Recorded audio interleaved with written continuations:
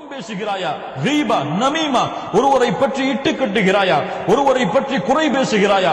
ஒருவருடைய உள்ளத்தை காயம்படும்படியாக நடந்து கொள்கிறாயா? நீ பசித்திருப்பதாலும் தாகித்திருப்பதாலும் அல்லாஹ்விற்கு இந்த நோன்பின் மூலமாக எந்த பலனும் இல்லை. மௌனமாக இரு, மௌனமாக இரு. இந்த ரமதானுக்கு என்று ஒரு கண்ணியம் இருக்கிறது. ரமதானுக்குரிய நோன்பிற்கு என்று கண்ணியம் இருக்கிறது.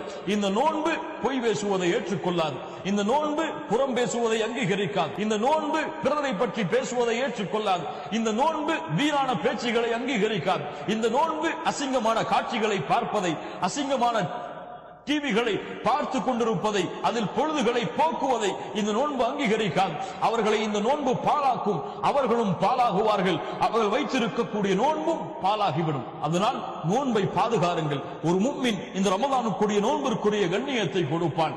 யாராவது அவனை அடிக்க வந்தால், யாராவது அவனை திட்டினால் அவன் சொல்லுவான், இன்னி ஸாயிம், இன்னி